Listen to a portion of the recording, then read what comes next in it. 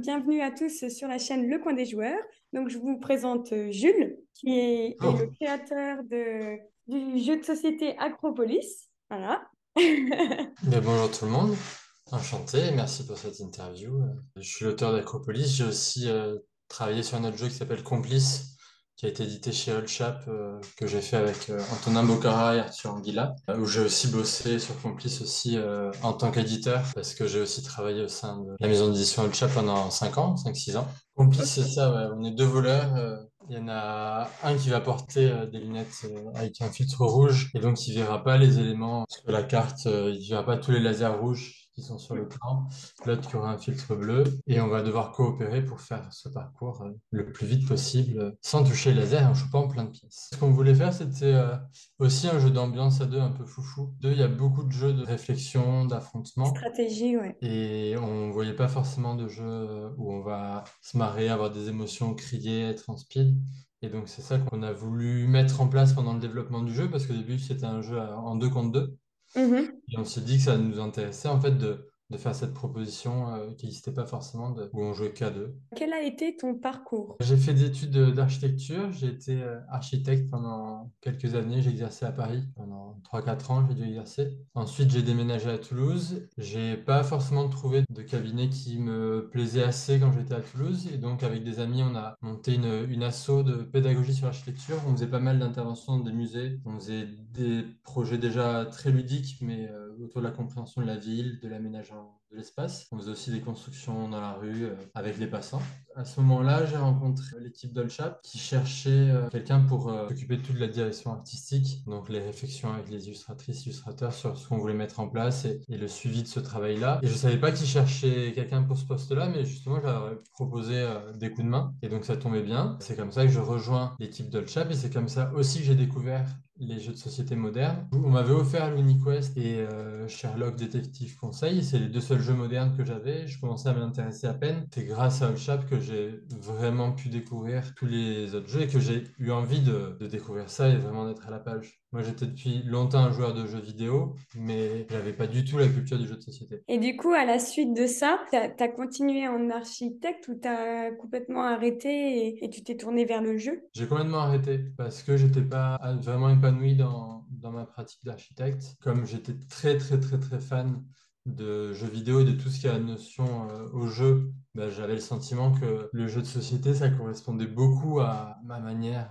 enfin ce dont j'avais envie de mettre en place comme travail, parce que c'est des réflexions très minimales, parce qu'on n'a pas autant d'accompagnement qu'un ordinateur qui peut gérer beaucoup de choses. Et donc cette recherche de devoir donner le moins d'instructions possible et de générer une expérience quand même très riche, bah, j'aimais énormément ce défi. Et puis comme le poste qu'on me proposait, c'était par rapport à tout ce qui était graphique, et j'avais pas mal d'expérience sur tous ces logiciels-là, sur ces réflexions-là, sur la culture graphique, bah, en fait ça me mariait ce que je savais faire et ce que j'aimais. Et donc j'ai pas du tout hésité à lâcher mon travail d'avant pour faire ça à plein temps dès le début. Est-ce que tu étais joueur quand tu étais jeune ou pas trop? Bah, j'ai toujours été très joueur de jeux vidéo. Depuis que je suis tout petit, même avant de savoir lire, j'avais la chance, ma mère était assez geek et donc elle m'a laissé beaucoup jouer. Et de jeux de société, mon père aimait pas du tout les jeux de société et donc on en a très peu fait. Et donc en fait, le jeu vidéo c'était assez solo à l'époque et donc je m'y retrouvais facilement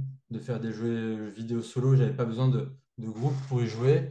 Et puis quand j'ai été collège, lycée ou étudiant, j'avais pas de groupe d'amis qui s'intéressaient trop ni aux jeux vidéo ni aux jeux de société. Donc en fait, j'ai continué à avoir une pratique solo des jeux. J'avais une grosse culture de jeux vidéo, mais j'ai jamais été amené à m'intéresser à des jeux en groupe et donc à l'époque à des jeux de société, parce que maintenant il y a des jeux solo, mais des jeux de société solo, j'en avais jamais entendu parler, ça n'existait pas forcément il y a plus de 10 ans. Donc joueur de jeux de société, non. Ça fait peu de temps, ça fait 6 ans que je suis un joueur de jeux de société. Et joueur de jeux vidéo, ça fait beaucoup depuis tout le temps. Et donc, ça va faire 6 ans que tu t'es lancé dans les jeux de société à plein temps.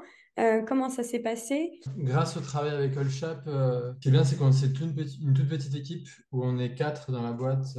Antonin, qui est aussi auteur de jeu, qui avait rejoint la boîte un peu avant moi. Il y a aussi Jean-Baptiste, qui est l'un des fondateurs, Paul Adrien, qui est aussi l'un des fondateurs, ils avaient créé avec un autre ami, ils avaient créé Gobit et d'autres jeux qui ont été édités par Rollchap. L'autre ami, c'est Thomas Lusurier, qui était aussi l'un des fondateurs d'Rollchap, mais qui a ensuite quitté la boîte. Les trois personnes que j'ai rejointes étaient déjà auteurs de jeux, en plus d'être éditeurs de jeux, et donc ça faisait vraiment partie de l'état d'esprit d'Allchap d'avoir énormément de réflexion sur le game design. Et on va pas forcément travailler sur un jeu qui est fini, dont on va juste faire améliorer l'ergonomie et faire la fabrication. Mais en fait, c'est des jeux souvent en interne parce que sur tous les jeux sur lesquels j'ai travaillé, en fait, c'était des jeux d'Antonin ou d'Antonin et d'autres personnes. Et en fait, c'est des projets qui nous séduisaient, qui n'étaient pas forcément finalisés, et sur lesquels on allait prendre au moins 6 mois, voire 1 ou 2 ans, pour les faire maturer, pour aller au bout. Et donc, comme il y avait cette réflexion de game design vraiment au cœur de notre travail, ben, ça m'a permis, en discutant avec eux, de forger ma culture du game design et surtout d'avoir envie de me renseigner le plus possible. Et donc, c'est au début de mon travail avec eux où j'ai essayé de jouer énormément pour comprendre plein d'enjeux de ce que demande un jeu de société et de regarder des vidéos règles, de lire des règles. Et donc, j'étais assez boulimique au début. Donc, ensuite, j'étais plus capable avec eux d'avoir des réflexions fines sur le game design. Et comme pendant 6 ans, on n'a pas arrêté de parler de ça, ben, ça m'a petit à petit donné de plus en plus de compétences pour moi-même essayer d'avoir mes propres idées et développer mes propres idées. Parce qu'en fait, le but de la boîte, c'était de créer des jeux de société. Oui, c'est une maison d'édition de jeux de société. Je sais pas combien de jeux on en a fait une dizaine et moi j'ai travaillé sur 6 ou 7 jeux. Le jeu le plus connu qu'on a fait, c'est Fiesta de los Muertos, Ouais. qui avait été nominé à l'As d'Or. Cette année, on a sorti Focus de Romaric Gallonier et d'Antonin Bocara, qui marche aussi beaucoup, qui est un tout petit jeu qui se joue que à deux en coopération, qui plaît pas mal là depuis sa sortie, donc c'est chouette. Et donc notre travail, c'est d'avoir un projet de jeu qui vient d'une autrice ou d'un auteur, mais comme je disais, les jeux sur lesquels j'ai travaillé, je crois que ce n'était que des jeux d'Antonin et soit il était tout seul, soit il était avec des co-auteurs. Et ensuite, notre travail, ça va être d'affiner ces jeux, de comprendre à quel public on estime que ça devrait s'adresser, donc de le rendre plus complexe ou au contraire plus accessible, et ensuite de déterminer comment améliorer l'ergonomie, comment le faire illustrer. Donc ça, c'était plutôt ma responsabilité de déterminer, mais à chaque fois en discussion à nous quatre, ça qui était agréable, c'est que quels que soient les différents pôles sur lesquels on était à chaque fois quatre à être concernés et force de proposition, même s'il y avait des référents. Donc moi, j'étais référent sur la partie graphique. Et donc, déterminer un univers, déterminer quelles étaient les personnes qui pouvaient travailler dessus pour l'illustrer, et ensuite accompagner ces personnes. Alors, donc, ma tâche était de leur expliquer quels étaient les différents enjeux auxquels répondre pour que l'illustration communique les notions qu'on voulait communiquer. Ça peut être des notions d'ergonomie ou de cible. Tu vois, par exemple, montrer que c'est un jeu familial ou que c'est un jeu plus gamer. Montrer que le point de réflexion, il va être à cet endroit plutôt qu'à un autre. Et ensuite, de faire des retouches sur tous les dessins que faisaient les illustratrices et les illustrateurs pour, au lieu de leur demander eux-mêmes 50 fois de corriger des choses, moi, de proposer des corrections pour leur faire gagner du temps et pour pouvoir travailler ensemble sur ces projets-là. Et du coup, ça te prend combien de temps de créer un jeu? En tant qu'éditeur, le jeu le plus rapide qu'on ait fait, ça a duré que 6 mois et c'est vraiment très court, 6 mois. C'était Fiesta de los Muertos. Après, la moyenne, c'est plutôt 1 an et demi, 2 ans, mais on travaille quand même sur plusieurs jeux en parallèle. Mais entre le début du travail et la sortie en boutique, ça va prendre 2 ans. Et notre projet le plus long, je pense que ça a été Complice, où entre la première idée et la sortie boutique, il y a eu 5 ans, je pense. D'accord. Et c'est pas 5 ans non-stop, on avait des idées qu'on a longtemps testées, on a identifié des points qui nous plaisaient pas, on a laissé maturer, retester. Et je te disais au début c'était un jeu en deux contre deux. Et avant qu'on se dise ah non on veut en faire un jeu que à deux, bah, il a fallu quelques années de tests et de réflexion où ce jeu était pas la sortie actuelle, mais on était en train de le travailler. Et petit à petit, bah, on a des pistes, on comprend que ah ouais, on veut modifier la voix qu'on est en train de donner à ce jeu. Donc, ça prend pas mal de temps. Ça, c'est pas systématique chez toutes les maisons d'édition. Ça fait quand même partie de notre ADN de faire ça, parce qu'on préfère sortir peu de jeux, mais avoir le plaisir de les avoir longtemps soignés pour qu'ils correspondent vraiment à ce qu'on estime pertinent de sortir comme jeu, plutôt que notre démarche qui pourrait être de sortir plus de jeux, mais d'avoir pas le temps de passer autant de temps sur chacun. En fait, si on sort plus de jeux, on pourrait dire qu'il y a moins de risques. Parce que là, si on met 2 ans à faire un jeu et qu'on se plante, ben, c'est 2 ans de travail de perdu. Donc, c'est très, très conséquent. Alors que si on travaille que 3 mois sur chaque jeu, les jeux qui réussissent rapportent de l'argent et les jeux qui se plantent rapportent pas d'argent. Donc, il y a moins de risques. Mais on a toujours estimé qu'en fait, c'était vraiment plus agréable et plus pertinent économiquement. Je redis, plus agréable, c'est vraiment plus de plaisir de passer beaucoup, beaucoup de temps sur un projet et d'être sûr dès le début que c'est vraiment sur ce projet qu'on a envie de passer du temps et qu'en le soignant, et bien qu'en fait, ce sera finalement un projet rentable. Faire peu de jeux, mais essayer de les faire le mieux possible. Et tu pourrais nous donner un chiffre sur l'année 2022, vous en avez sorti combien? De jeux, Ouais. je dirais un. On a sorti Complice. On a, je crois, fait la réédition de Rimtic, qui est le premier jeu qu'on avait sorti il y a 10 ans. Et donc pour les 10 ans, on avait refait le design graphique. À mon avis, en 2022, on a fait Complice plus une réédition. Et chaque année, c'est à peu près ça notre rythme. C'est un gros projet plus un petit projet. Un petit projet, c'est soit une extension, soit une réédition. En 2023, on a sorti que Focus. On a un autre projet pour l'automne, mais je pense qu'il sortira, à mon avis, pas cet automne, mais l'année d'après. Donc en fait, ouais, on tourne entre un et un jeu plus une extension par an. Acropolis, donc c'est quand même le jeu de société qui a été nommé As d'or l'année 2023. Comment s'est passé le parcours? Parce que la première fois que je t'ai vu, c'est quand même sur scène. Quand je t'ai vu monter sur scène, Et tu as récupéré bah, ton trophée. Et donc, l'As d'or, jeu de l'année 2023 et Acropolis.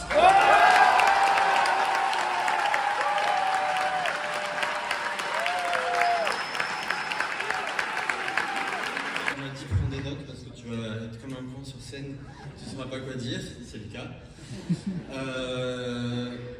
J'y croyais pas, donc j'ai fait bien sûr 1000 paris avec tous mes amis. Comme quoi je ne serai jamais là, j'ai perdu, donc je vous dois au moins 13 tournées de resto, plein de... Avec Fiesta de los Muertos, on avait eu quelques prix pour le groupement des boutiques ludiques ou d'autres choses. Donc c'est chouette avec le reste de l'équipe d'Olfchap. J'avais déjà pu me frotter à ça parce que c'est très très impressionnant de monter sur scène. Ouais. Et en tant qu'auteur, c'était la première fois. Et donc sur Acropolis, oui, c'est un autre parcours parce que là, j'ai pas été éditeur dessus, mais uniquement auteur. Donc j'ai travaillé sur un prototype que j'ai ensuite présenté à une maison d'édition qui est Gigamic. Ensuite, j'ai travaillé avec eux pour affiner ce prototype et eux, ils ont été responsables de toute la partie graphique, de la partie de production, etc. Donc ça, c'était pour faire le résumé, pour qu'on voit la différence entre les deux parcours. Il y a 3 ou 4 ans, j'ai eu les premières idées sur Acropolis où j'avais envie de faire un jeu à la fois très familial mais de réflexion. Et très très vite, parce que je voulais simplifier l'ergonomie, j'avais au début un jeu de ressources où on allait recouvrir des cartes avec des cartes. Et quand on recouvrait des ressources, ça allait dépenser. Donc au lieu d'avoir plein de petits jetons de ressources pour simplifier le matériel, on avait des ressources sur les cartes qu'on recouvrait pour les enfin pour les dépenser. De là est vite arrivée la notion de recouvrement d'éléments. Et ensuite, j'avais plus des cartes, mais des tuiles parce que je trouvais ça agréable qu'on sente physiquement le fait qu'on soit en train de superposer des éléments et donc ça va prendre de la hauteur. Et très très vite, j'étais déjà sur un système de jeu de paysage ou de jeu de ville parce que ça prenait à la fois un volume horizontal et vertical, donc ça a généré un petit espace. Je trouvais ça pertinent que ça représente un espace réel, donc que ce soit une campagne, soit une ville. Et sûrement par mon travail d'architecte, sûrement qu'inconsciemment, j'ai été, enfin inconsciemment, et aussi par plaisir, j'ai été attiré par l'idée de fabriquer une petite ville. Donc en fait, cette thématique est arrivée avant d'avoir le reste des mécaniques. Donc ouais, pour faire un peu l'ordre, il y a eu d'abord la superposition, après la thématique. Je me suis dit qu'avec cette notion où on va construire une ville, j'avais envie que chaque partie soit très différente et qu'en fait, on ait le plaisir à la fin de la partie de générer un petit espace qu'on allait vraiment identifier comme propre aux actions qu'on avait faites et de se dire, ah ouais, mais en fait, si je joue autrement, ça n'aura pas la même tête. Et que mes camarades qui jouent à la même table, eux, ils ont fait d'autres villes qui ne ressemblent pas du tout. J'ai cherché longtemps, pendant au moins un an, une vingtaine de prototypes différents qui essayaient de générer ce résultat où à la fin, on avait des villes qui ne se ressemblaient pas du tout, avec les règles les plus simples possibles. Et bah, c'est pas venu tout de suite. J'ai vraiment galéré à trouver une mécanique qui mène à ça. Et en fait, celle que j'ai trouvée au final, donc qui est dans Acropolis, en faisant que chaque type de quartier, donc les habitations, les marchands, etc., avait des exigences de placement différentes, ça allait, si on se spécialisait dans une des couleurs, nous faire des formes de villes différentes. Si on veut si on veut avoir beaucoup d'habitations collées les unes aux autres, eh ben, ça va faire plutôt une ville qui a un gros groupe. Si au contraire on veut avoir beaucoup de casernes en périphérie, ça va faire une ville très éclatée parce qu'on veut avoir énormément de périphérie. Ce sera plus facile de mettre nos casernes en périphérie. En posant une exigence spatiale sur chaque couleur, ça allait générer ces villes très très différentes. Et un autre moyen pour parvenir à ça, c'est que inciter les gens à se spécialiser dans une couleur, c'était par ce système qu'on voit déjà dans King Domino, où je vais avoir des éléments de scoring et des éléments qui répondent à ce scoring. Et donc, si à un moment j'ai beaucoup d'étoiles d'une même couleur, ben, ça va m'inciter à avoir beaucoup de... Si j'ai beaucoup d'étoiles bleues, je vais avoir envie d'avoir beaucoup de quartiers bleus. Parce que je veux qu'on se spécialise, il fallait ces systèmes d'étoiles, parce que sinon, on allait faire un peu de tout. Tout allait tout le temps se ressembler. Donc, je voulais vraiment que le jeu nous incite à nous spécialiser pour que ça génère des formes différentes. C'est ça, ça a été ça au fil des différents tests qui ne fonctionnaient pas. C'était ça la découverte de vers quoi il fallait aller pour mettre en place l'expérience que j'espérais mettre en place au début, mais que je galérais à faire. Et c'est impressionnant parce que la plupart du temps, de tous les joueurs que j'ai rencontrés ou des auteurs de jeux de société, souvent l'idée, elle arrive bien plus tard, après 20 ans, 21 ans de jeux de société. Et toi, c'est impressionnant parce que ça fait que 6 ans que tu es dans les jeux de société.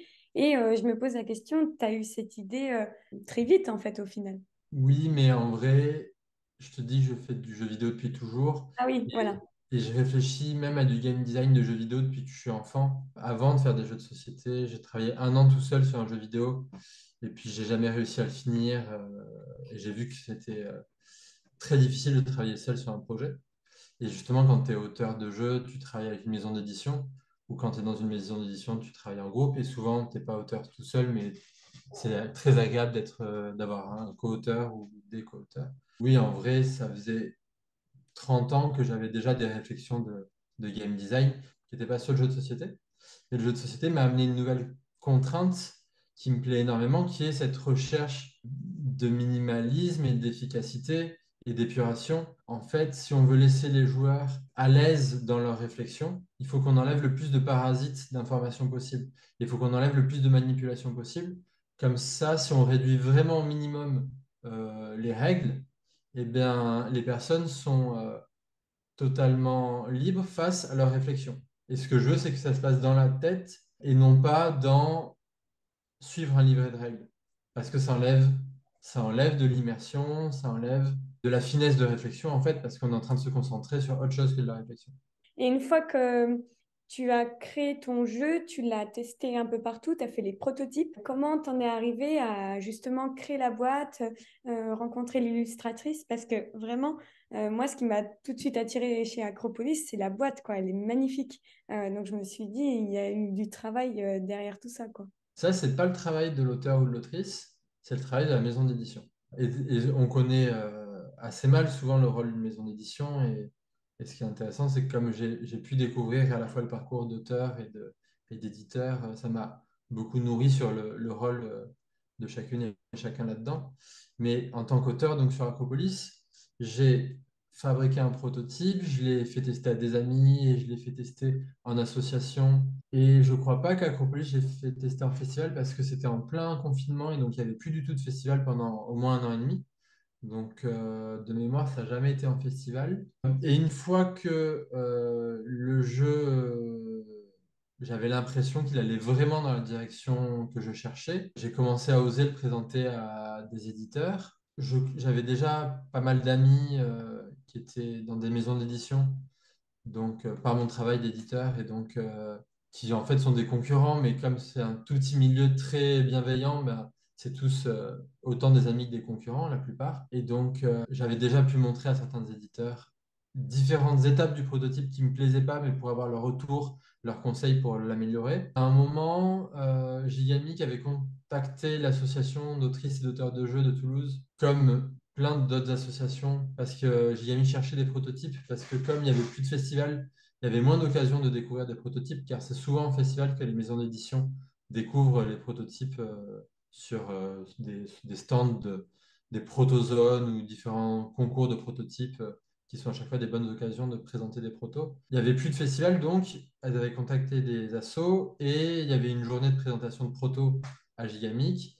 Et c'était pour cette journée-là que je m'étais un peu motivé pour un peu accélérer le travail sur Acropolis. Et donc, j'avais présenté à Delphine Brennan, qui était l'une des deux chefs de projet chez Gigamic. Donc, une chef de projet, c'est quelqu'un qui va suivre le développement d'un jeu, chercher comment l'améliorer, et ensuite trouver la personne qui va l'illustrer, accompagner cette personne, et donc avec d'autres collègues, ça dépend de la taille de la maison d'édition, mais GMX, c'est une grosse maison d'édition. Et après, il y a un suivi de fabrication, et donc chez GMX, il y a aussi quelqu'un, il y a aussi un graphiste, il y a aussi plusieurs personnes sur le suivi de fabrication, etc. Mais la chef de projet, elle va être le fil rouge entre toutes ces personnes, entre auteurs, illustrateurs, fabricants, etc. J'ai rencontré Delphine lors de cette journée de présentation. Le proto l'a intéressée, elle l'a montré au reste de l'équipe de Gigamic, mais ce n'était pas encore la version qu'on connaît aujourd'hui d'Acropolis. Il y avait des grosses différences. Par exemple, il n'y avait qu'une seule couleur de quartier qui était multipliée par la hauteur. Il n'y avait pas ce système de rivière. On gagnait pas de pierres quand on recouvrait des carrières. En fait, on avait des pierres au début de la partie et elles allaient tourner entre les joueurs en permanence. Mais donc, il y avait quand même des grosses différences. JMI qui était intéressé par le prototype n'avait pas encore décidé de signer de contrat et de travailler dessus, mais m'avait dit de continuer à réfléchir dessus. Comme j'ai su qu'ils étaient intéressés, ça m'a motivé à encore plus travailler dessus parce que j'avais pas un seul prototype, mais j'avais déjà 5 ou 6 prototypes sur lesquels j'étais en train de réfléchir, de montrer à des amis. Et en fait, aucun n'est abouti, c'est des petites idées qui nous motivent. Et au fil des tests, ces idées s'affinent et on comprend petit à petit vers où doit aller le jeu. Et donc, il y a pas de... je ne suis pas sur un seul projet à fond, du début à la fin, sans travailler sur d'autres projets. Aussi parce qu'on a souvent besoin de recul et d'être sur un seul projet exclusif. Souvent, ça, on manque de recul parfois. On a besoin souvent de laisser un peu reposer les choses. Là, parce que Gigamic a été intéressé, ça a été un peu ma priorité, ce projet-là. Et donc, c'est là où j'ai, en continuant à faire des tests, trouvé qu'en fait, c'était pertinent que tous les types de quartiers soient valorisés par la notion de hauteur, parce que j'avais vraiment envie de favoriser cette volumétrie, de le conditionner à tous les quartiers. Ben, ça faisait les joueurs montaient bien plus régulièrement que quand on ne le faisait pas. Et donc, il y a plein d'autres petits réglages qui ont été faits. Et là, Gigamic a vu que c'était vraiment un projet qui les intéressait. Donc, on a signé un contrat ensemble. Un contrat, ça dit que dans une période de 1 an et demi, à peu près, ils s'engagent à commercialiser le jeu. Ça dit que ça fixe le pourcentage d'argent que je vais avoir sur leur vente. Donc, en fait, sur les jeux que Gigamic vend aux boutiques, moi, j'ai un pourcentage des sous que gagne Gigamic. Et ça fixe aussi un contrat. Qu'est-ce que ça peut fixer? Alors, certains engagements de ma part, comme ne pas faire le même jeu chez d'autres personnes. Et après, c'est des points moins conséquents, je pense. Donc après, une fois que le contrat a été signé, Delphine a commencé à travailler sur le jeu. On a fait beaucoup d'échanges pour ensemble continuer à l'affiner. C'était beaucoup par visio, parce que déjà, on est loin. Moi, je suis à Toulouse. Eux, ils sont au nord de la France, à Wimereux, au bord de la Manche, parce que comme on avait peu d'occasions de se voir, parce qu'il n'y avait pas de festival, mais il n'y avait pas peu d'occasions de se croiser sur les mêmes événements. Donc ça a été beaucoup, beaucoup de manière virtuelle, ce que j'ai jamais fait à part pour Acropolis à cause de ces conditions-là. Et donc après, ça a été la responsabilité de Delphine de trouver quelqu'un pour faire les illustrations. Elle pensait à 3 personnes pour les illustrations. Elle m'avait parlé, donc elle m'avait dit à qui elle pensait. Moi, comme c'est aussi mon travail en tant qu'éditeur de travailler avec des illustratrices, des illustrateurs ben, je connaissais les différentes personnes et j'avais mon point de vue. J'ai partagé mon point de vue à Delphine, mais c'est quand même sa responsabilité de choisir avec qui elle veut travailler. Et ça tombe bien parce que moi, j'avais envie de travailler avec Pauline Détraz, qui est l'illustratrice d'Acropolis. Donc c'est parfait parce qu'en fait, on avait le même point de vue avec Delphine, donc j'étais vraiment satisfait de sa décision. Et ce qui était marrant, c'est que j'avais rencontré le mari de Pauline, l'illustratrice, quelques mois avant, parce que son mari, il est aussi auteur de jeux. Et son mari était très fan d'Acropolis. Et donc, j'étais d'autant plus content de savoir que Pauline, à la maison, ils étaient déjà assez fans de ce jeu. Et donc, de savoir que l'illustratrice, ça n'allait pas être un projet anonyme pour elle, mais un projet que déjà son mari estimait pas mal. Je me disais qu'en plus du fait que j'aime son travail, bah, elle allait peut-être être motivée parce qu'elle se disait que peut-être que ça allait être un projet aussi qui serait intéressant pour elle. Voilà. Du coup, depuis le temps que tu travailles au tout début, je me demande comment ça s'est passé financièrement. Tu gagnais pas beaucoup et au fur et à mesure des années, tu gagnais de plus en plus ou comment ça s'est passé? Au début, je gagnais uniquement de l'argent en tant qu'éditeur. Une maison d'édition de jeux de société, souvent, ça gagne très peu d'argent. Et s'il y a des gros succès, ça commence à gagner de l'argent. Et on connaît des grosses maisons d'édition comme Asmodée, qui est le leader mondial, ou Gigamic, qui est une très grosse maison d'édition, mais qui a déjà 30 ans, ou Yellow, qui sont des grosses maisons d'édition. Mais après, il y en a la plupart des maisons d'édition, on va dire que enfin, c'est dur de dire des chiffres, mais je dirais que 90% des maisons d'édition, ça va être moins de 5 personnes. Et il y en a une grande partie qui même, c'est une seule personne qui fait tout. Et même, il y a une grande partie, c'est une seule personne qui fait ça sur son temps libre. Ce n'est pas son travail principal. Parce que le jeu de société, c'est un marché qui grossit énormément, mais qui reste encore bien plus petit que le jeu vidéo, que d'autres marchés de la culture. Et donc, ça rapporte pas beaucoup d'argent. Et par exemple, au début, au sein d'Olchap, je gagnais très peu d'argent. Au début, je gagnais 300 € par mois. C'était rien. Mais je savais que j'avais envie de m'investir là-dedans. Et je savais que on allait faire des jeux qui marcheraient de plus en plus. Enfin, c'est pas, non, je savais pas. Je savais que j'espérais en nous investissant, on arriverait à gagner plus d'argent et que petit à petit, ça irait de mieux en mieux. Et en fait, ce n'est que avec le succès de Fiesta qu'on a pu vraiment commencer à nous payer normalement. Et donc, on s'est payé au SMIC que à partir d'un aussi gros succès. Et Fiesta, c'est vraiment très, très conséquent. Je ne sais pas combien de boîtes on a vendu, mais on a peut-être vendu 150 000 boîtes de Fiesta de Los Muertos, ce qui est énorme. Tant que tu n'as pas une telle locomotive, on appelle ça, bah, une maison d'édition, elle ne se paye même pas au SMIC. Donc, c'est vraiment assez précaire comme situation. Et par contre, ce qui est bien, c'est que si un jeu ne disparaît pas trop vite, parce que la plupart des jeux, au bout de 3 mois, même au bout d'un mois, maintenant, tellement il y a de nombre de sorties chaque semaine, la plupart des jeux disparaissent et ne se vendent plus. Mais l'intérêt d'avoir un jeu qui se vend pendant plusieurs années, c'est que tu vas additionner ses revenus. Et Gobit, par exemple, qui est un jeu qui a 10 ans, qui est le deuxième jeu que le Chap a fait, bah, ça se vend très bien aussi parce que lui aussi, on en a vendu 150 000 à peu près. Alors ça s'est moins vendu que Fiesta parce que c'est 150 000 sur 10 ans, alors que Fiesta, c'est 150 000 sur 3 ans, je pense. Mais en fait, bah, c'est génial parce que Gobit, ils se vend encore énormément. D'ailleurs, même, ils se vendent de plus en plus, c'est ça qui est assez étonnant. Chaque année est mieux que l'année d'avant. Et donc, bah, tu te dis que ça, c'est des revenus pendant de très longues périodes. Et ça permet à une maison d'édition de se sentir stable et de pouvoir continuer sereinement à prendre du temps. Et au lieu de se précipiter à faire des sorties, à pouvoir prendre du temps parce que les jeux actuels permettent déjà aux salariés de se payer, à prendre du temps pour faire le mieux possible les prochains jeux. Donc ça, c'est très, très confortable. Ça permet de commencer à travailler réellement, en fait, dès qu'il y a un jeu qui tourne.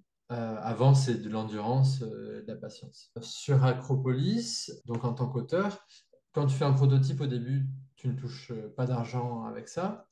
Quand tu signes un contrat, on va te donner une avance sur droit d'auteur, c'est-à-dire que sur les sous que tu toucherais sur les ventes, ben, on t'en donne une partie tout de suite. Quand ça va faire des ventes, au début, tu n'auras pas d'argent, ça compensera l'argent que tu as eu en avance. puis ensuite tu toucheras des sous. Et donc sur Acropolis, c'était peu d'argent. J'ai eu 800 € à la signature du contrat. Et ça montre l'engagement de la maison d'édition, mais ça ne te permet pas de te faire vivre, de te nourrir pendant le temps de travail. Ces avances sur droit d'auteur évoluent de plus en plus. Et maintenant, la norme augmente. Ça devient de plus en plus une somme qui permet d'assurer le travail de développement. Donc le travail qui va être nécessaire entre la signature, la fin du travail du jeu lors de sa sortie en boutique. Maintenant, ouais, maintenant, c'est un peu plus compris que ce n'est pas que symbolique, mais que ça rémunère un travail qui est identifié, parce que peut-être qu'on connaissait moins le travail des autrices et des auteurs, et que maintenant que surtout la SAGE, qui est la Société des autrices et des auteurs de jeux, qui est donc une sorte de syndicat, la SAGE qui fait énormément de communication à la fois auprès du public, des futures autrices et auteurs, et aussi des maisons d'édition sur les conditions de travail et donc sur certaines revendications. Et donc c'est énormément la SAGE qui a participé à petit à petit faire comprendre que c'est important d'augmenter cette avance sur droit pour qu'on puisse travailler dans des conditions bénéfiques à toutes, en fait, parce qu'une autrice ou un auteur qui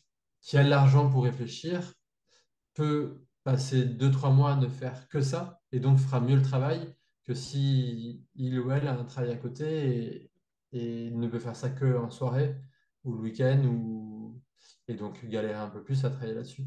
Donc en fait, c'est profitable au jeu et donc à toutes les personnes qui travaillent et qui vont gagner de l'argent sur ce jeu. Pour toi, quelle est la définition du mot joueur? Alors, une joueuse ou un joueur de jeu de société, ça va être quelqu'un en fait qui est au cœur de l'expérience. On va mettre dans ses mains un petit système qui, selon certaines règles, va réagir comme son concepteur l'a imaginé, mais c'est le joueur ou la joueuse qui va animer tout ça. Ça, c'est mon regard de game designer. Moi, comment je me vois en tant que joueur, ce qui m'a toujours plu, en fait, c'est d'être acteur d'un monde très généreux en possibilités et en choix.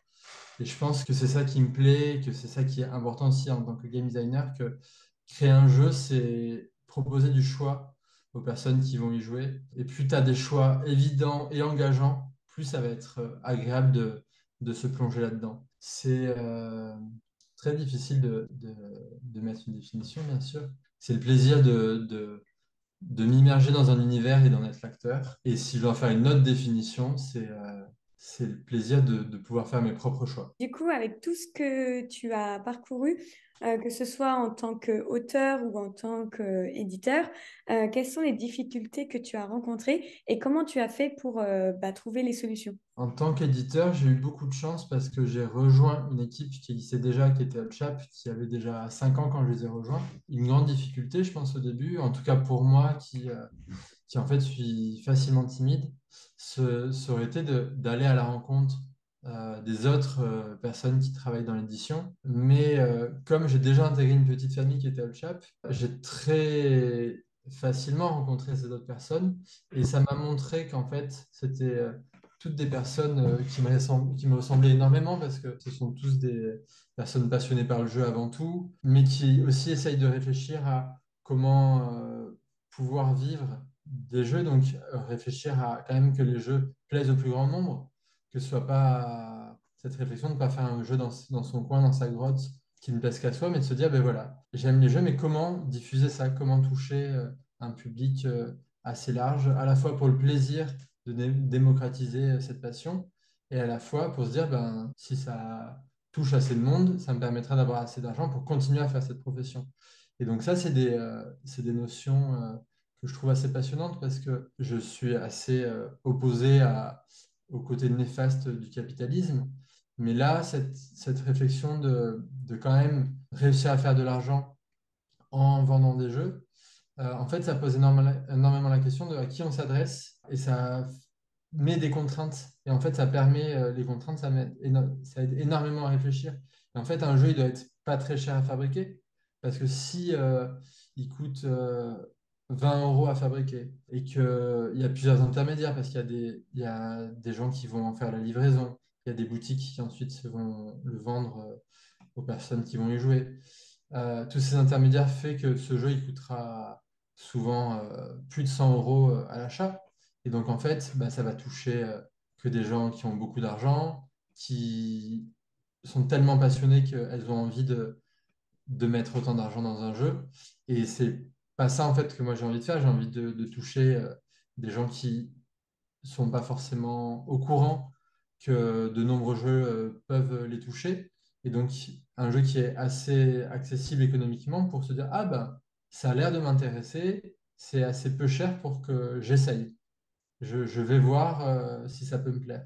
Et donc, en fait, pour faire des jeux pas très chers à acheter, il faut que ce soit des jeux les plus minimaux possibles en termes de matériel. Et ça, c'est une contrainte vraiment passionnante, parce que tout à l'heure, je parlais de parasites dans l'expérience de jeu, d'avoir le moins de parasites possible dans les règles, mais aussi avoir le moins de matériel possible, ça fait que bah, c'est un jeu qui sera pas cher et donc accessible. Ça, c'est une bonne contrainte. C'est pas une difficulté, mais c'est une contrainte vraiment intéressante. La plus grosse difficulté que j'aurais pu avoir, c'était d'oser aller rencontrer du monde. Et grâce à Allchaps, ça n'a pas été une. À cette difficulté, comme on l'a dépassée, en rejoignant une équipe qui était Allchaps. Et grâce à eux, leur générosité de m'immerger très vite là-dedans. Après, en tant qu'auteur, quelle est la difficulté? C'est de rencontrer des maisons d'édition, je pense. C'est également de faire tester son jeu parce que je rencontre beaucoup d'autrices et d'auteurs débutants avec qui je peux donner des conseils parce que je commence à avoir de l'expérience à la fois en tant qu'éditeur et en tant qu'auteur. Et en fait, la vraie difficulté, c'est de se rendre compte que l'essentiel, c'est de le faire tester beaucoup et à des inconnus. Donc ça, c'est être en festival pour le faire tester ou en association en barrageux. En festival, on peut faire de nombreux tests, mais aussi rencontrer les maisons d'édition. Et pareil, cette difficulté, je ne l'ai jamais rencontrée car j'ai été d'abord éditeur et donc j'ai d'abord connu personnellement et apprécié plein de personnes qui travaillent là-dedans avant de leur proposer mes propres jeux. Ça aurait pu être la difficulté. Une difficulté, une vraie difficulté personnelle, c'est de trouver du temps pour faire tout ça. Parce que entre mon temps d'édition et mes projets perso, à un moment, ça a été trop de temps. Mais d'ailleurs, là, il y a un mois, j'ai quitté la maison d'édition Old Chap, donc maintenant je ne travaille plus avec eux. C'était quand même un déchirement parce que ça a été toute ma découverte du jeu de société, c'était avec eux, tout mon apprentissage, avant tout des amis avant d'être des collègues, et donc c'est beaucoup d'amour et c'était au quotidien énormément d'échanges, et donc ne plus travailler avec eux, bah, c'est très conséquent. J'avais énormément envie de consacrer le plus de temps possible aux réflexions de game design et donc au travail en tant qu'auteur. Et j'avais pas le temps du tout de faire ça, et j'étais vraiment débordé et stressé et fatigué parce que j'en faisais beaucoup trop. Et donc la solution, ça a été de choisir un peu la priorité, donc d'arrêter de travailler avec eux. Et maintenant, donc, je ne travaille que sur des projets en tant qu'auteur, mais c'est quand même dans mon caractère de faire beaucoup de projets. J'ai pas encore la solution, enfin si, à part me faire attention régulièrement à pas en faire trop, m'éduquer moi-même à pas me laisser déborder par l'envie, par le plaisir de faire des projets, parce qu'en fait, c'est que j'adore, je suis assez passionné par cette idée de me mettre sur des nouveaux projets. Quand j'en ai pas le temps, en fait, ça devient néfaste. Donc ça, c'est juste m'éduquer moi-même. J'ai pas trouvé de solution miracle, à part changer moi. Mais tu arrives à te financer juste en étant auteur. Grâce à Acropolis, surtout. Je suis payé que, donc c'est pour te détailler un peu, je suis payé qu'une fois par an sur pourcentage qui m'est dû sur l'argent qu'a généré au sein de Gigamix ce jeu. La première fois que j'ai été payé, enfin pour l'instant j'ai été payé qu'une fois, mais j'ai été payé 35 000 euros, je crois, ce qui est extrêmement conséquent et ce qui me permet vraiment pendant plusieurs années, pouvoir être tranquille là-dessus. Mais ce qui est bien, c'est que le jeu continue à se vendre, donc normalement, je vais l'année prochaine aussi gagner des sous par rapport à ça. Donc maintenant, j'ai une sécurité à court terme pour travailler sur d'autres projets. À long terme, j'en sais rien. Peut-être que dans 6 mois, Acropolis ne se vend plus. Je ne peux absolument pas me baser là-dessus. Mon pari, c'est que les projets sur lesquels je suis en train de travailler vont me rapporter de l'argent au moment où ils sortiront, etc. Donc, j'ai l'énorme chance d'avoir assez de sécurité grâce à Acropolis pour oser franchir le pas, pour me mettre là-dessus à plein temps. Parce que sinon, c'est un risque énorme de travailler à plein temps là-dessus. C'est pour ça que la plupart des personnes le font sur leur temps libre. Et du coup, tu participes à beaucoup de festivals durant l'année ou comment tu fais? Je pense que je participe environ à 5 festivals par an. Ok. Ce sont les plus gros. c'est-à-dire ça va être Cannes, Paris et Ludique, le festival à Toulouse. Cette année, je suis aussi allé à un festival en Angleterre parce que le distributeur d'Acropolis en Angleterre m'avait invité, parce qu'Acropolis l'année dernière avait gagné un prix en Angleterre. Et je vais aussi à quoi comme festival? Il y a aussi le festival de Parthenay qui dure 2 semaines. D'habitude, j'y vais entre 10 et 15 jours. Mais cette année, j'y vais juste les 4 derniers jours. J'y allais en tant qu'éditeur pour présenter, animer tous nos jeux, mais c'est extrêmement fatigant. Et donc là, comme je ne travaille plus avec Chap, c'est vraiment plus raisonnable d'y aller que 4 jours parce que c'est un énorme marathon d'y aller pendant 15 jours. Et après, parfois, je vais à d'autres plus petits festivals, souvent parce que ce sont des amis qui l'organisent, parce que je sais que c'est une ambiance que j'aime, parce qu'il y a d'autres autrices et auteurs que j'apprécie, qui s'y rendent aussi, où on va pouvoir tester les protos des uns et des autres, échanger. Voilà, je fais les plus gros à la fois pour présenter mes jeux, à la fois pour présenter des protos et pour continuer à discuter des différents projets avec les maisons d'édition, ou des tout petits parce que ça va être un cadre plus intimiste où je vais pouvoir plus discuter des projets en eux-mêmes et non pas être dans de la présentation de projets. En un an, 100 000 boîtes. Ouais. Du coup, c'est vendu à l'international ou qu'en Europe ou... Ouais, c'est international. Oui, oui. Je crois que c'est Ok. dans 19 pays. Je crois que les équipes de JAMI continuent à chercher d'autres pays, mais en fait, tous les pays ne jouent pas autant que la France. Il va y avoir les pays qui jouent le plus, ça va être les États-Unis, l'Allemagne, la France, un peu Italie, Angleterre, Espagne. Le Japon joue beaucoup, mais c'est un petit marché aussi. La Chine. C'est un marché quand même, mais qui cherche pas forcément les mêmes jeux que les jeux qu'on apprécie en France. Donc, ça va pas être des gros volumes. Au bout d'une dizaine de pays, tu as quand même couvert 90% du nombre de jeux que tu peux vendre. Donc voilà, là, il est dans une vingtaine de pays, mais les autres pays seront des ventes très, très infimes parce que c'est des tout petits marchés, c'est des pays où il n'y a pas une grande culture ludique. Quels sont, toi, ton type de jeu de société et quel est ton jeu de société du moment? Mon type de jeu de société, c'est des jeux très familiaux pour deux raisons. Alors déjà, j'ai deux enfants qui ont 10 et 5 ans, et donc la plupart du temps, c'est avec que je joue. Alors j'ai de la chance parce qu'ils aiment énormément les jeux, donc à la fois on joue souvent et à la fois on joue parfois à des jeux pour des âges un peu plus élevés, parce qu'ils ont tellement l'habitude que ça va pas être un frein pour eux. Aussi des jeux familiaux parce que j'ai pas beaucoup de temps pour jouer, donc si ça dure plus de 30 minutes, ben, souvent je sais que j'aurais du mal à les sortir. Donc, ce qui m'intéresse, c'est un jeu auquel je vais pouvoir jouer sans trop me poser de questions. Et aussi les jeux familiaux, parce que en tant que designer, ce qui m'intéresse, c'est de toucher des gens qui ne jouent pas forcément ou des gens qui jouent peu. Et donc, des jeux très accessibles, ça va toucher ces gens-là. Et je sais que les gens qui apprécient énormément jouer peuvent aussi, enfin, ça ne les exclut pas. Mon but, c'est pas de faire des jeux trop neuneux, c'est de faire un jeu accessible, mais qui parle à tout le monde. À la fois entre designer et joueur, vraiment ma cible, c'est ça. Mais mon jeu préféré, c'est Root, qui est un jeu considéré quand même assez expert. Et c'est un jeu dont c'est très long d'expliquer les règles et assez long d'y jouer. J'ai l'impression que c'est parce que à chaque fois, j'ai été bluffé du fait que ça raconte une histoire alors que ce ne sont que des mécaniques d'affrontement, parce que j'ai l'impression que l'auteur a voulu mettre en place des très gros retournements de situation ou des blocages avec des mécaniques très identifiées. Et à chaque fois, ça va raconter un petit scénario qui normalement n'est pas prévu par l'auteur, mais à chaque fois, ça me raconte vraiment un film et je suis bluffé alors qu'on est juste en train de s'affronter. Et donc, je crois que c'est pour ça que ça m'a impressionné Root. Et je pense aussi que c'est un jeu très minimaliste par rapport à ce que ça veut faire. C'est-à-dire que c'est gros, ça dure longtemps, mais par rapport à la finesse de ce que ça met en place, j'ai l'impression qu'il y a énormément d'épuration dans ce travail-là. C'est là aussi où ça me touche. Mon jeu du moment, c'est bien plus difficile à dire. J'ai moins de temps pour jouer parce que je te dis que je suis assez débordé par mon travail. Là, par exemple, demain soir, j'organise une soirée où on va jouer à Root. Ça fait très longtemps qu'on n'y a pas joué. Récemment, si, c'est pas forcément. J'ai pas joué à des jeux qui viennent de sortir en boutique parce que j'ai eu la chance d'avoir été invité à un week-end.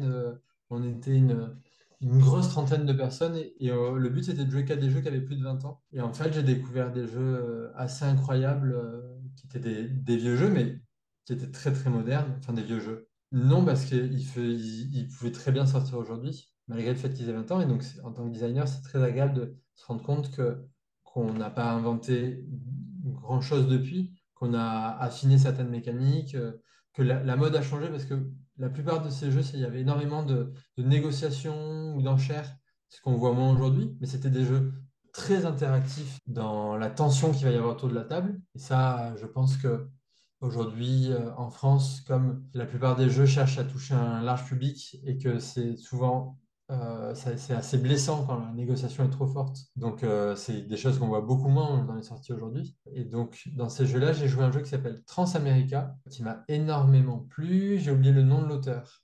C'est un auteur, on m'a dit qu'il était mort il y a pas mal de temps, il y a peut-être 15 ans qu'il est mort, donc c'est pas un auteur dont on entend parler du tout actuellement, mais il a fait d'autres jeux apparemment qui sont vraiment bien. Oui, je crois que j'ai joué à Big City de la même personne, qui était très très bien, mais Transamerica, c'était bluffant. C'est sorti un peu avant Les Aventuriers du Rail, mais ça ressemble énormément aux Aventuriers du Rail, en plus minimaliste et en plus calculatoire. Et après, ben, je joue beaucoup à des prototypes avec mes différents co-autrices, co-auteurs. Donc en fait, mes jeux du moment, c'est des découvertes ou d'autres amis qui me présentent leurs prototypes aussi. Donc ça va être beaucoup, beaucoup, beaucoup ça en fait, les jeux que... Qui, selon toi, je pourrais interviewer? Je pense que on voit peu souvent des autrices de jeux de société. Et il y a deux autrices qui font un travail vraiment, vraiment fort et qui ont eu même pas mal de prix, etc. Il y a Nathalie Saunier qui travaille tout le temps en binôme avec son mari qui s'appelle Rémi Saunier. Et il y a aussi Marie Faure qui travaille elle aussi en binôme avec son mari Wilfried Faure. Et donc je pense que ça va être chouette de les interviewer. Adorables et enfin, donc humainement elles sont vraiment chouettes et leur travail est extrêmement intéressant. Donc je pense qu'elles ont beaucoup de choses bien à dire. Après, je pense que ça peut être très intéressant d'interviewer Antonin Bocara, dont j'ai parlé plusieurs fois, qui est vraiment la personne qui m'a appris le plus de choses sur la manière de réfléchir à des jeux de société. C'est quelqu'un qui est très apprécié parce que c'est un grand inventeur. Enfin, il se pose tellement de questions sur comment faire les choses différemment qu'il a inventé énormément de choses dans le jeu de société. Et c'est quelqu'un de très très vivant et donc c'est très agréable aussi de l'avoir en discussion. Donc je pense que c'est vraiment agréable d'interviewer Antonin. Quels sont les conseils que tu donnerais en tant qu'éditeur et quels sont les conseils que tu donnerais en tant qu'auteur? Un conseil que je donne en tant qu'éditeur, j'ai appris avec Allchap à affiner nos jeux en les testant en festival. En fait, en voyant les personnes y jouer, c'est vraiment là qu'on se rend compte de où veut aller le jeu. On se rend compte que tel point, personne ne le comprend ou que tel point, tout le monde est très motivé par cette notion. Et donc, en fait, on va très vite faire des coupes, renforcer certains détails, etc. Et c'est en voyant les personnes jouer qu'on comprend vraiment ce qu'on est en train de faire. Et donc, c'est grâce au festival. Et souvent, pendant 6 mois, on présente un jeu en festival avant de le finaliser. Et donc, c'est vraiment grâce au festival que j'ai pu apprendre et qu'avec Hotchap, on travaillait énormément de choses sur nos jeux. En tant qu'auteur, quelque chose que j'essaye de favoriser beaucoup sur mon propre travail actuellement, c'est non pas de partir d'une mécanique de jeu que j'aimerais qu'elle soit au cœur d'une expérience et que j'aimerais faire vivre. Et donc souvent, on cherche des mécaniques originales. Mais en ce moment, ce que vraiment ma réflexion, c'est plutôt identifier des expériences qui me touchent. Et cette expérience, ça peut être une phrase dans un livre ou tel dessin qui m'émeut pour certaines raisons, telle musique. Et donc, j'essaye de comprendre en quoi cette expérience m'a touché. Si je devais mettre en place un jeu de société qui fait vivre cette expérience, qui fait vivre cette petite notion qui m'a ému, comment est-ce que je la ferais vivre? Et donc maintenant, j'essaye plus de partir de l'émotion que de la mécanique quand je mets en place un jeu. Et donc, je pense que c'est quelque chose, en tout cas, qui m'amène dans des réflexions que j'avais pas auparavant. Et j'ai l'impression que ça m'amène dans des réflexions qui me touchent beaucoup plus que ma manière de travailler auparavant. Et est-ce que tu aurais quelque chose à rajouter?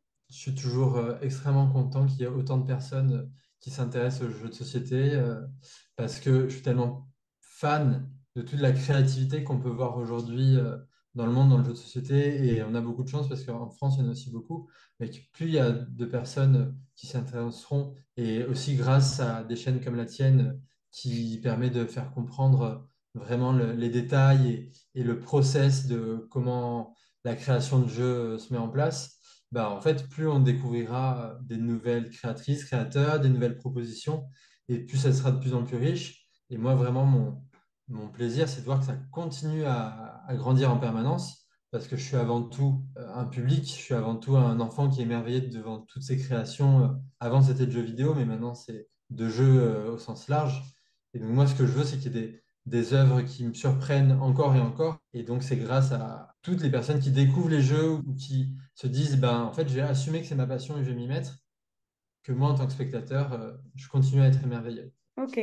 Et du coup, quels sont tes futurs projets pour la suite? J'ai 3 projets qui sont en cours d'édition avec des maisons d'édition sur lesquels je travaille depuis un an, que je travaille avec la maison d'édition depuis un an parce que c'est des projets qui étaient plus vieux. Il y en a 2 qui sont des jeux narratifs. Un qui est un jeu très foufou où on joue dans la boîte, où il y a la boîte qui va rebondir, faire sauter plein de petits cubes qu'il faut attraper, etc.